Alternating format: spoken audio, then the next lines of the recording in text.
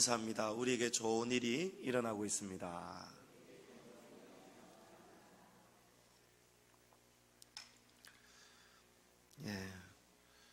오늘 오전에 기도에 대해서 여러분에게 많이 또 강조를 드렸고 선포를 했습니다. 우리가 기도의 능력을 알려면 체험이 있어야 됩니다. 여러분들이 다들 기도 열심히 하시지만 데살로니가 교회에도 사도 바울이 이런 말을 했습니다. 데살로니가 후서 4장에 보면 사랑에 관하여는 너에게 더 할 말이 없다 했습니다. 더 쓸 것이 없다 했습니다. 그런데 이어서 사도 바울이 더욱 그렇게 행해라 이랬습니다. 우리의 싸움은 적당히 하는 싸움이 있을 수가 없습니다. 대충 하면 안 됩니다. 피 흘리기까지 싸우라고 했습니다. 우리가 잘한다고 만족이 오면 안 된다는 말씀입니다. 우리 성도님들이 다 기도 열심히 하시지만 더욱 기도 열심히 하시기를 바랍니다. 오늘 그런 설교를 하고 제가 점심 먹고 교육자실 들어갔더니 우리 최선주 권사님이 울고 계시는 거예요. 저는 또 설교에 은혜 받아서 울고 계시는가 싶었는데 너무 몸이 아파서 울고 계시더라고요. 저는 그리 몸이 아프신 줄 몰랐습니다. 그 재정을 보고 그걸 컴퓨터에 입력하는데 막 이 사람이 푹 들어가 있습니다. 그러니까 허리 힘이 제대로 지탱이 안 되는가. 그래서 막 눈물이 흐르면서 이걸 일을 하고 계시더라고요. 제가 얼마나 놀랬겠습니까? 권사님 무슨 일입니까? 그래서 지난 한 주 사이에 굉장히 신경 쓸 일이 많았는데 우리 권사님 이제 원장님이 되셨잖아요. 그러니까 평교사하고 책임과 무게가 다르거든요. 그래서 큰 감사를 치러야 되는데 결론은 어쨌든 하나님이 은혜로 다 잘되게 하셨답니다. 그런데 권사님이 거기에 너무 신경을 써가지고 금요일부터 아프기 시작하셨고 금요 기도에 마치고 가서는 또 속이 안 좋아서 또 토하기도 하셨고 응급실도 갔다 오시고 지금까지 제대로 드시지를 못한다는 거예요. 그래서 하나님이 마음에 불같은 마음을 주시더라고요. 권사님 기도합시다. 왜냐하면 기도하면 하나님이 도와주신다는 그런 말씀들을 우리가 나누고 들었는데 당연히 기도해야죠. 그래서 다 기도를 하는데 여러분 하나님의 역사니까 여러분이 사랑으로 잘 들어주시면 좋겠어요. 하나님이 제 손에 뜨거운 불을 부어주시는데 권사님은 느끼셨는지 모르겠어요. 뜨거운 불이 권사님에게 임하더라고요. 그러면서 예수님의 이름으로 기도를 했습니다. 원래 권사님이 식사도 제대로 못하셨고 가신다 했거든요. 근데 오후 예배 드리려고 제가 올라오다 보니까 권사님이 막 식당에서 다른 사람들하고 활짝 웃고 이야기하고 계시는 거예요. 아이고 권사님 안 가셨습니까? 이러니까 목사님 다 나왔습니다 이러는 거예요. 할렐루야죠 여러분. 여러분 목사가 능력이 있어서 고치는 게 아니죠. 여러분 믿음대로 되는 겁니다. 하나님이 권사님의 그 믿음 보시고 목사는 그냥 도구로 쓰시는 거예요. 그리고 목사의 마음속에 그 성도를 사랑하는 간절한 기도가 더해질 때 하늘에서 듣고 감동하시는 거예요. 그래서 여러분 정말 거짓말처럼 다 나와버렸습니다. 권사님 또 예배 마치고 돌아가서 아프면 안 됩니다. 분명히 하나님이 만져주셨고 고쳐주셨습니다. 이래서 기도가 중요합니다. 여러분 기도하는 사람은요 절대 망하지 않습니다. 그 어거스틴, 여러분 어거스틴이 얼마나 어렸을 때부터 아주 난잡하게 방탕하게 그렇게 세상을 살았는지 모릅니다. 또 만이교에 빠져서 어머니에게 큰 근심이 되기도 했습니다. 이단에 빠져버리단 말이에요, 아들이. 근데 그 어머니 모니카 여사가 평생을 이 아들을 위해서 하루도 쉬지 않고 기도하였다고 합니다. 눈물의 기도를 드렸다고 합니다. 그래서 이 모니카 여사가 한 말이 있습니다. 어느 날 얼마나 성 어거스틴이라고 우리가 이름 붙이잖아요. 아들이 변해버렸잖아요. 어머니의 눈물의 기도로 키운 자식은 절대로 망하지 않는다. 예, 여러분 절대 망하지 않습니다. 저도 어거스틴 선생님께 명함은 제가 내밀 수 있을지 모르겠지만 저도 야무지게 속썩이는 아들이었는데 제 부모님께서 늘 우리 자녀들을 위해서 눈물로 기도하셨습니다. 그 기도로 하나님이 때가 되니까 저를 제자리로 돌아오게 하시고 오늘 이 자리에까지 하나님이 세워주신 거예요. 여러분 기도가 참 중요합니다. 여러분 기도가 능력임을 믿으시기 바랍니다. 소크라테스가 한 말이 여러 말이 있지만 그 중에 여러분 가장 유명한 말이 뭐가 있죠? 예, 너 자신을 알라. 예, 우리 양지중앙교회 이 참 인문학적 수준이 대단한 것 같습니다. 예, 우리 권사님이 세상에 바로 소크라테스가 왜 너 자신을 알아라 라고 이야기를 했냐면 그 말을 하게 된 데에는 그 전제가 있습니다. 나는 내가 모르고 있다는 것을 알고 있다는 거예요. 사람이 많이 아는 것 같지만 모르는 게 참 많다는 것입니다. 제가 지난주에 우리 교회차 3년이 이제 다 돼가서 3년이 지나가기 전에 무상 서비스를 받아야 되거든요. 그래서 사상의 차를 맡기고 하여튼 하나님이 교회 차라서 은혜를 부어주시는지 이 점검해 주는 분이 제가 묻지도 않았는데 저하고 동갑이시더라고요. 그래서 저보고 자기가 저하고 동갑이라는 거예요. 괜히 친한 척 하는 거죠, 저하고. 그러면서 제가 이거 바꿔달라 저거 달라 하지도 않았는데 본인이 하여튼 A4 용지 2장만큼의 항목을 다 바꿔주더라고요. 교회차 브레이크 패드도 반 이상 달았는데 이거는 원래 교환 품목이 아닌데 자기가 그 브레이크 잡아주는 드럼 하여튼 모든 걸 싹 다 색으로 다 바꿔줬어요.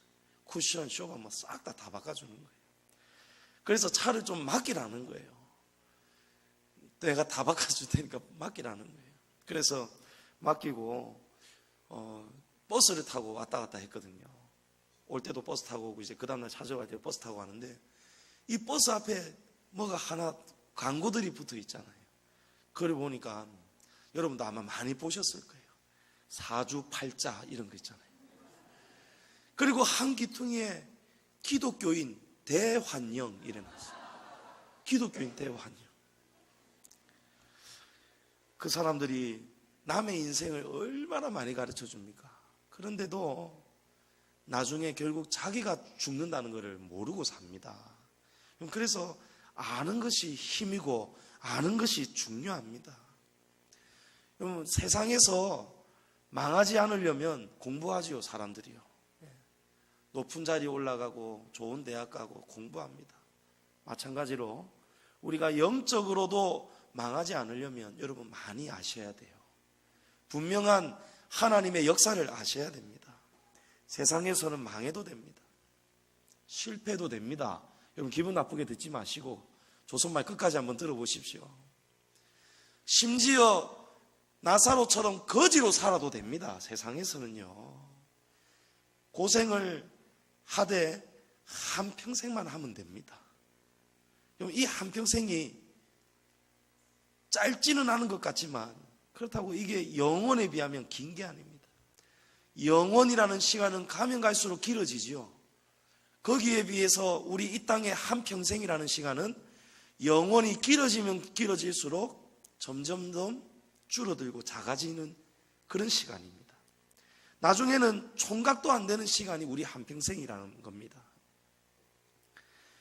그런데 우리가 이 땅에서는 망해도 되고 실패해도 되고 심지어 거지로 살아도 되는데 이 땅에서는 망해도 되는데 우리에게 영원한 시간이 올 때는 여러분 절대 망하면 안 된다는 거예요. 오늘 예수님은 우리에게 망하지 않으려면 어떻게 해야 되는가 중요한 진리를 가르쳐 주십니다.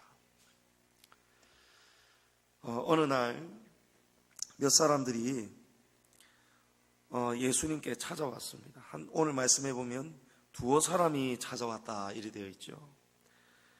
이 사람들이 예수님께 묻는 거예요. 빌라도가 어떤 갈릴리 사람들의 피를 그들의 제물에 섞은 일로 예수께 아뢰었다는 거예요. 빌라도는 우리가 어떤 영화나 이런 데 보면은 굉장히 차분한 사람처럼 나오고 뭐 좀 괜찮은 사람처럼 보이기도 하지만 빌라도는 굉장한 폭군이었습니다. 아주 어마어마하게 잔인한 사람이었습니다. 오늘 이 빌라도의 사건 전에 이 빌라도의 사건이 일어난 날은 문헌에 보면 수전절이었습니다. 하누카라는 수전절이었습니다. 이 수전절은 안디오커스 에피파네스 4세가 헬라 제국을 다스리고 있을 때 예수님이 오시기 약 160년도 더 된 이야기입니다. 그때 이 안티오커스가 이 헬라화 정책을 엄청나게 펼쳤습니다. 헬라화를 퍼뜨리기 위해서 가장 방해가 되는 신이 바로 유일신, 우리 그리스도인들이 믿는 하나님 유일신이었습니다. 성도들이 믿는.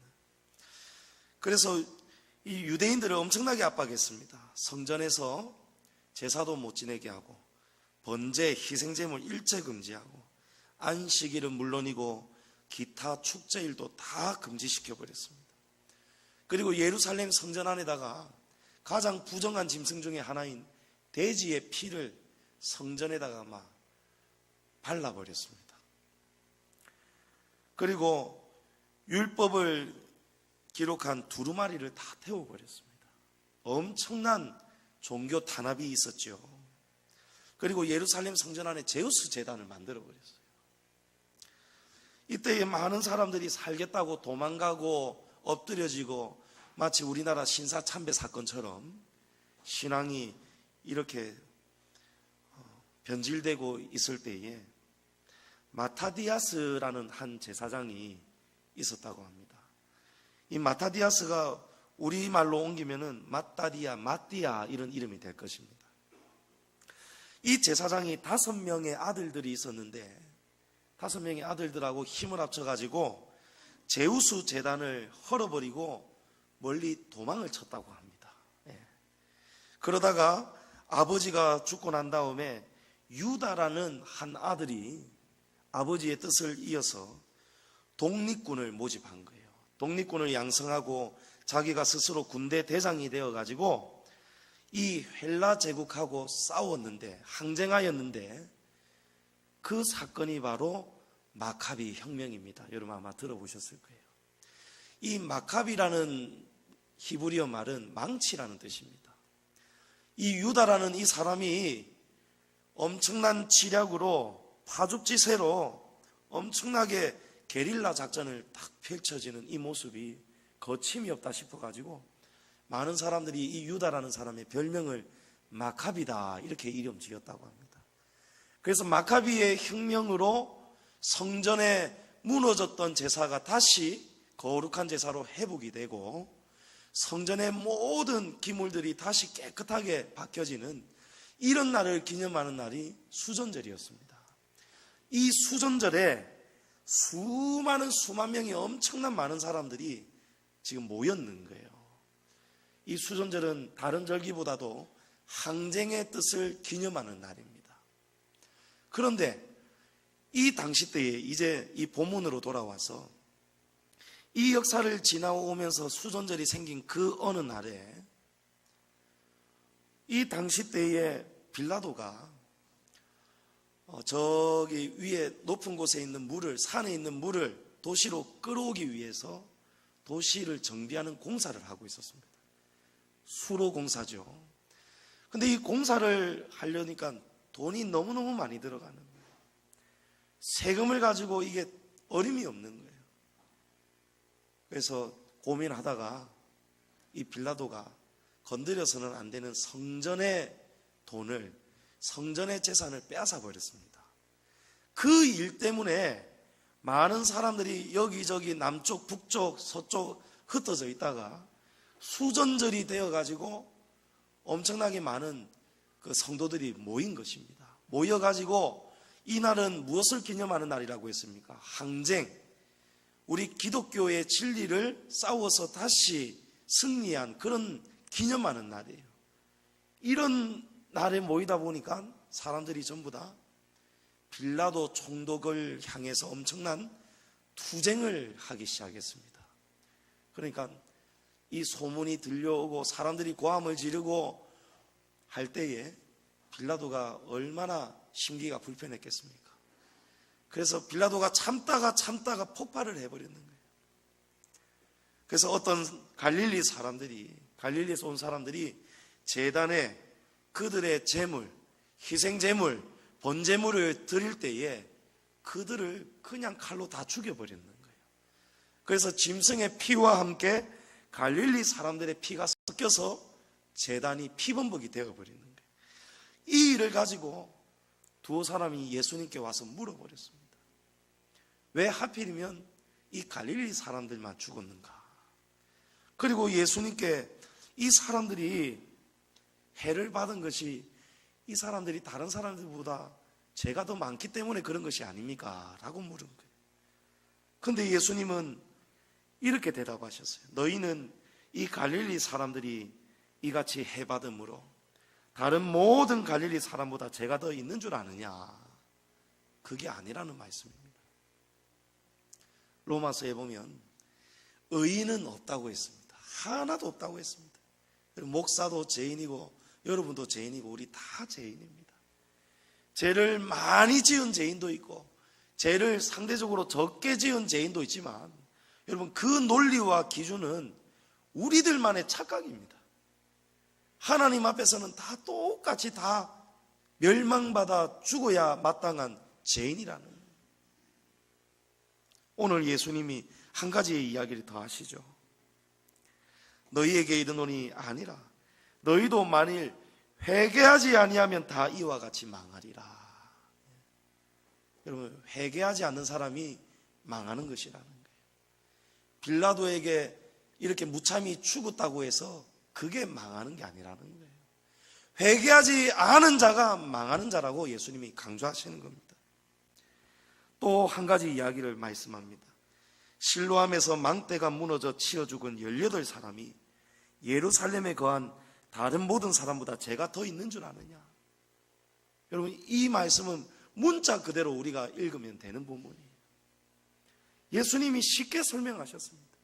너희는 누군가가 갑자기 죽음을 당하고 환난을 당하고 이러는 게 전부 다 죄 때문인지 아느냐? 물론 우리의 하나님의 심판은 우리의 잘못된 삶 때문에 오는 것들이 대부분이 많지요. 그러나 욥과 같이 의를 위해서 핍박받는 고난도 있습니다. 그런데 우리는 그런 고난을 받는 사람들을 보고 우리가 함부로 이야기를 한단 말이에요.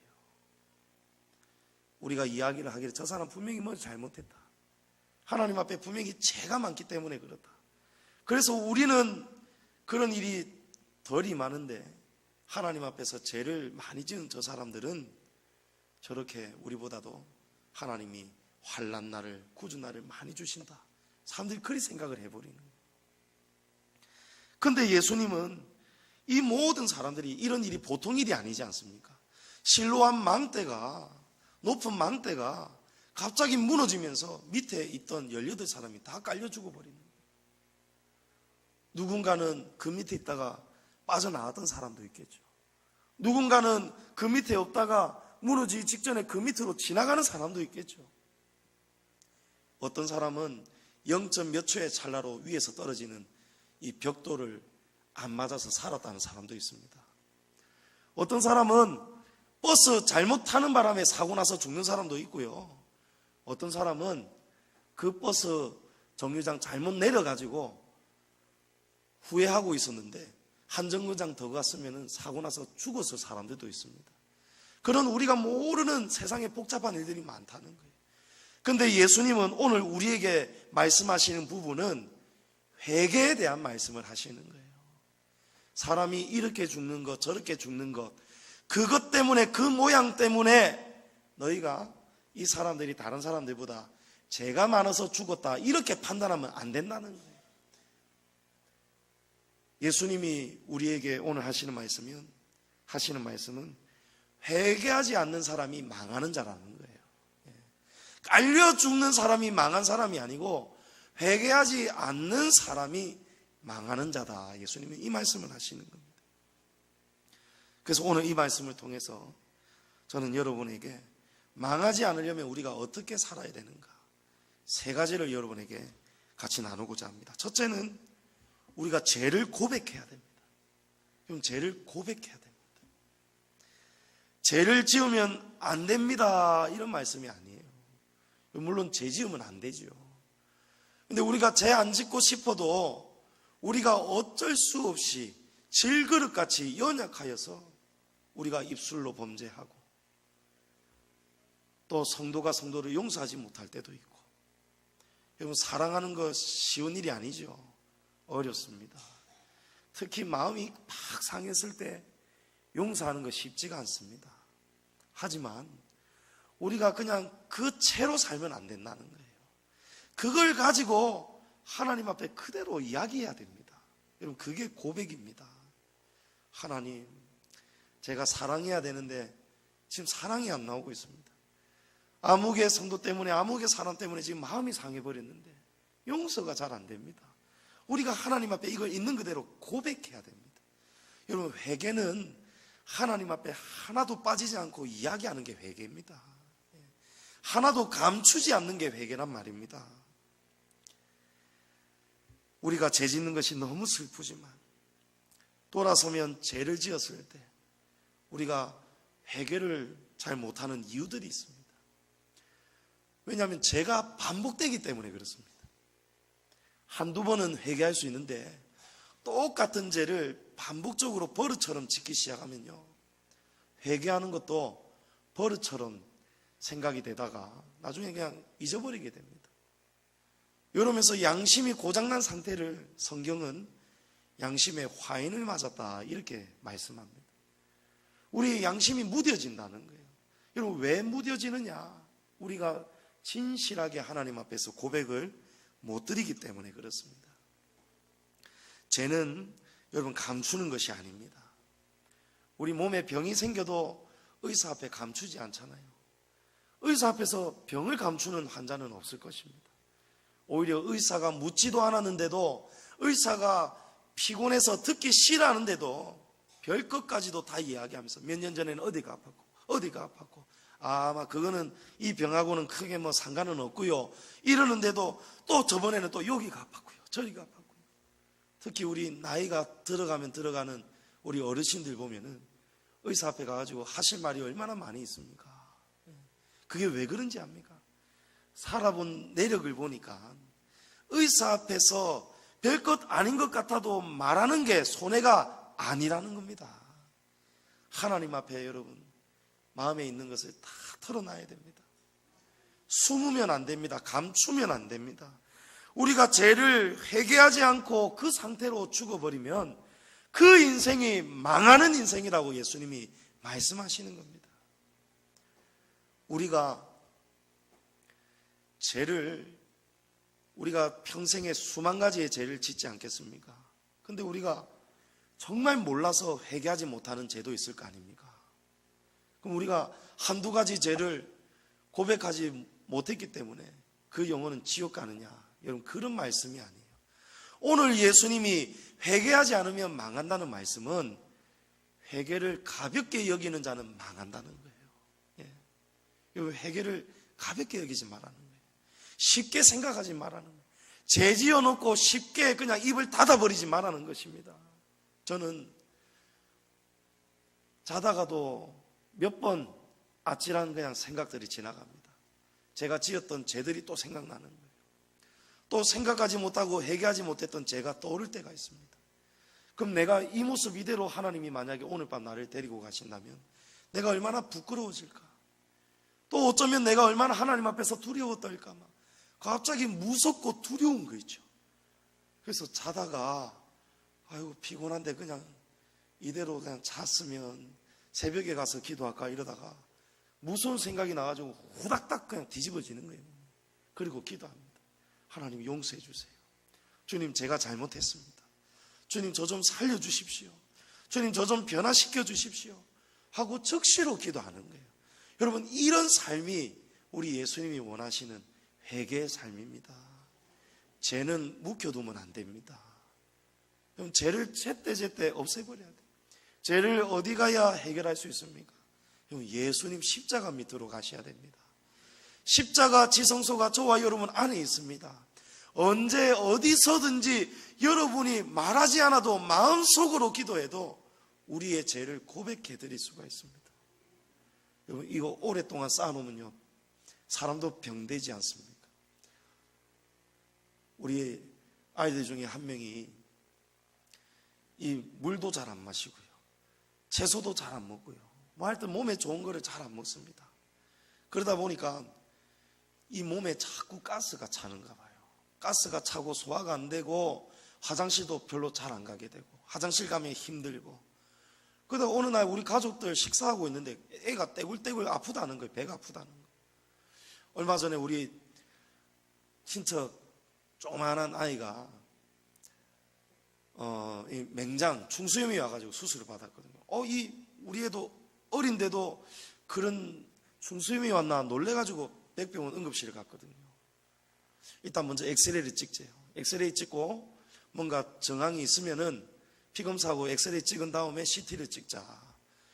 이러는데 한 2시간 걸린다는 겁니다. 2시간을 막 기도하고 부모들 걱정하면서 있었습니다.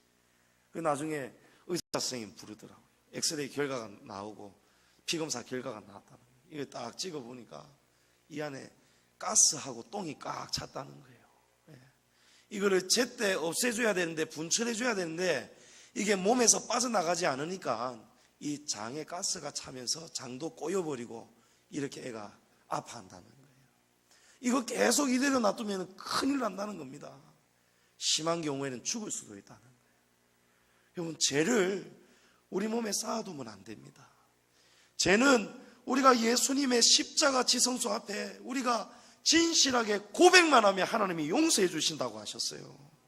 요한일서 1장 9절에 만일 우리가 우리의 죄를 자백하면 그는 미쁘시고 의로우사 우리 죄를 사하시며 우리를 모든 불의에서 깨끗하게 하실 것이요. 할렐루야. 여러분, 하나님 앞에 회개하는 삶을 사랑하시기 바랍니다. 여러분, 회개를 부끄러워하면 안 됩니다. 우리 의사 앞에서 부끄러워하지 않잖아요. 부끄러우면 병을 우리가 고칠 수가 없잖아요. 부끄러운 병 걸리면은 의사가 자 뒤돌아보세요 해도 병 고치기 위해서 우리가 바지도 내리죠. 심지어 의사의 손가락이 우리의 그 은밀한 곳을, 부끄러운 곳을 두리번 해도 우리는 그대로 의사에게 맡기잖아요. 그런 것처럼 여러분, 죄를 여러분 날마다 생각으로 짓는 죄, 알고도 짓는 죄, 모르고도 짓는 죄, 이 모든 죄들을 여러분 날마다 부끄러워하지 마시고, 여러분 지체하지 마시고, 숨지 마시고 하나님 아버지 앞에, 우리 예수 그리스도의 십자가 앞에 여러분 진실하게 날마다 고백하시기 바랍니다. 두 번째로, 우리가 망하지 않으려면 하나님을 속여서는 안 됩니다. 여러분, 하나님 속이는 죄가 아주 무서운 죄입니다. 아담과 하와가 하나님을 속였죠. 선악과를 먹었으면서 안 먹은 것처럼 동산 나무 뒤에 또 숨어버렸습니다. 하나님을 속일 수 있을 거라고 착각했습니다. 그런데 하나님은 아담과 하와를 정확하게 찾아오셨고 이들에게 사망이라는 죽음의 저주를 주시면서 쫓아내셨습니다. 사도행전에 보면 아나니아와 삽비라 부부 이야기가 나옵니다. 이 부부가 땅을 판 값의 일부를 딴 곳에 감추어 두고 교회 앞에는 전부를 드리는 것처럼 의기양양해하면서 드렸습니다. 근데 베드로가 성령께서 알게 하셔서 이 부부를 먼저 이 아나니아를 불렀습니다. 오리발을 내밀었습니다. 너 이것이 다냐? 이러니까 다라고 이야기하는 거예요. 왜 성령을 속이느냐 하고 책망했습니다. 그리고 즉시로 저주를 받아서 죽었습니다. 조금 있다가 아내도 똑같이 죽었습니다. 부부가 한날에 다 죽어버렸습니다. 여러분, 왜 죽었는지 아십니까? 하나님 앞에 많이 드려야 되는데 하나님 앞에 적게 드렸기 때문에 죽은 게 아닙니다. 하나님은 우리에게 그런 것을 바라시기보다는 하나님 앞에 우리가 정직하게 사는 것을 원하시는 거예요. 하나님이 다 보고 계시는데 다 감추어 놓고 전부를 드리는 것처럼 하나님 앞에서 거짓된 삶을 살면은 하나님이 그런 사람에게 저주를 보내시는 거예요. 완전히 인생이 망해버리고 말았습니다. 우리 양지중앙교회에 여러분 여러 가지 일화들이 있지만 6천만 원 사건 여러분 많이 아실 거예요. 정부에서 돈을 6천만 원을 그냥 교회에 빌려주는 게 아니고 그냥 준다는 거예요. 성교원을 어린이집으로 바꿀 때에 나라에서 지원을 해주겠다는 거예요. 근데 이 행정 서류를 꾸며야 되는데 우리 교회는 규모하고 이런 여러 가지를 검토해 볼 때 해당이 안 되는 거예요. 근데 그때 이 일을 추진했던 몇몇 분들이 목사님 모르게 숫자도 바꾸고 용도가 실제 그런 것도 아닌데 그런 것처럼 바꾸고 몇 가지를 바꿔가지고 쉽게 말해서 거짓말을 해가지고 이 6천만 원이 은행에 정부로부터 은행에 벌써 도착이 되어 있는 거예요. 이제 담임 목사님 도장만 딱 찍고 가면은 6천만 원이 오는 겁니다. 아마 지금으로 치면은 이 당시 때의 6천만 원이 훨씬 더 배 이상 큰 돈일 겁니다. 그때 한창 우리 교회 IMF 맞아가지고 큰 이자 갚아 나가고 힘들 때였는데 그때 6천만 원은 엄청 큰 돈이었다고 합니다. 그런데 목사님이 이 도장을 안 찍은 거예요. 반대를 하는 거예요. 다른 사람은 몰라도 우리 교회는 이러면 안 된다. 아이고 목사님 다른 교회들 성당 뭐 전부 다 이렇게 다 합니다. 우리만 이러는 거 아닙니다. 다 했습니다. 다른 교회는 그럼 그렇게 해도 우리 양지중앙교회는 이러면 안 된다. 그리고 내가 이 도장을 찍는 순간 나는 이제 더 이상 정직에 대해서 설교를 못한다. 이걸 가지고 목사님하고 마음이 탁 틀어져 버렸어요. 몇몇 분들이 목사님하고 못 해먹겠다는 거예요. 그러면 이게 말이 됩니까? 목사님이 정직을 가르쳐 주시고 죄를 지적하고 바른 길을 가르치는데 못 해먹겠다고 나 이제 못 나오겠다고 떠나신 분도 계시고, 여러분 이런 삶으로 우리가 어떻게 복을 받겠는가 말입니다. 로마서 6장 19절에 너희 육신이 연약함으로 내가 사람의 예대로 말하노니 전에 너희가 너희 지체를 부정과 불법에 내주어 불법에 이른 것 같이 이제는 너희 지체를 의에게 종으로 내주어 거룩함에 이르라. 여러분 우리는 전에는 부정과 불법에 우리 자신을 내어주고 살았지만 이제는 우리가 어둠에 속한 게 아니고 빛의 자녀가 되었기 때문에 우리는 의에게 우리 자신을 종으로 내어주라는 거예요. 여러분 종은 자기가 하고 싶은 것을 포기해야 됩니다. 의에게 종으로 내어주라는 것은 우리가 하고 싶고 또 가고 싶은 곳이 있어도 우리가 그것을 스스로 금해야 된다는 거예요. 절제해야 된다는 거예요. 몇 년 전에 이런 뉴스가 있었습니다. 어느 큰 회사에 다니는 여자 직원이 있었는데 이 여직원의 남자친구가 해외에서 선교 활동을 해야 하는데 돈이 많이 필요하다. 그래서 하나님의 뜻을 이루려면 큰 돈이 필요한데 나를 좀 도와달라. 근데 이 남자친구가 실제 선교사였느냐? 아니었습니다. 이 여자의 신앙심을 이용하는 사기꾼이었습니다. 근데 이 여직원이 회사의 회계장부를 다 조작해가지고 자그마치 60억을 횡령해버렸습니다. 수년 동안 60억을 횡령해가지고 매달 조금씩 남자친구한테 몇 천만 원도 보내고 수백만 원도 보내고 이렇게 돈을 보내는 거예요. 나중에 이 회사가 이 일 때문에 주식 거래도 정지가 되고 상장을 앞두고 있었는데 폐지가 되고 이 회사가 심각한 손해를 입고 결국은 망했다고 합니다. 문을 닫았다고 합니다. 이 여직원은 당연히 지금도 감옥에 있겠죠. 하나님이 우리가 세상을 변화시키기를 바라지 우리가 세상에서 이렇게 죄로 얼룩져 살아가는 것을 하나님이 기뻐하시겠느냐 말이에요. 그럼 이거는 하나님을 속이는 겁니다. 우리 스스로가 하나님을 속이면서 사는 것입니다. 하나님의 일을 할 때에 여러분 거룩하게 일을 해야 됩니다. 하나님의 방법대로 일을 해야 됩니다. 어떠한 불법도 여러분 하나님 앞에서 속일 수가 없습니다. 하나님 앞에서 여러분 한치의 부끄러움도 없도록 여러분 자신을 의의 종으로 내어주시기를 축복합니다. 마지막으로 하나님을 경외해야 됩니다. 망하지 않으려면 우리가 두려움이 있어야 됩니다. 그럼 자식이 왜 부모를 업신여기고 부모의 말을 안 듣습니까? 부모의 말을 안 듣다가 나중에는 그런 자식이 대부분이 망하고 말죠. 때로는 부모님이 싫은 소리 하실 때도 있습니다. 듣기 싫을 때도 왜 없겠습니까?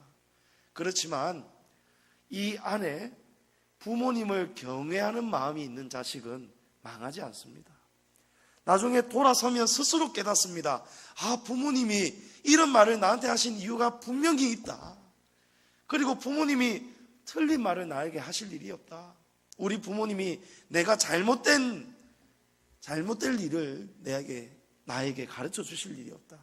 스스로 깨닫게 됩니다. 경외는 공경과 두려움이라고 합니다. 빌립보서 2장 12절에는 사도 바울이 빌립보 교회의 성도들에게 이렇게 권면합니다.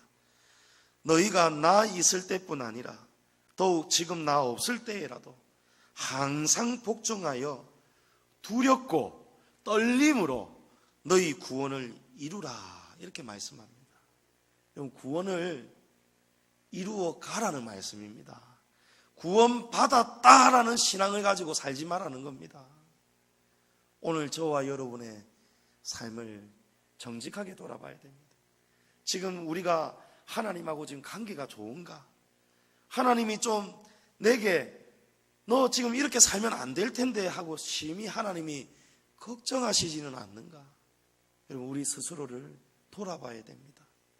그런 삶을 살려면, 이 세 가지의 삶을 살려면 여러분, 우리가 한 가지를 사랑해야 되는 거예요. 오늘 예수님이 하신 말처럼 회개를 사랑해야 된다는 거예요. 날마다 스스로를 돌아보라는 거예요. 여러분, 거울을 보면서 어디에 뭐가 더러운 게 묻었나 날마다 바라보는 것처럼 거울 하루에 한 번도 안 보는 사람 없잖아요. 하루에 2번, 3번, 몇 번을 볼 거 아닙니까? 거울을 쳐다보듯이 여러분, 우리 자신을 하나님의 말씀에 비추어 보시고, 여러분, 기도를 통해서, 특별히 회개하는 기도의 삶을 통해서 여러분의 삶이 망하지 않도록 하나님 앞에서 항상 코람데오의 삶을 살아가시기를 축복합니다.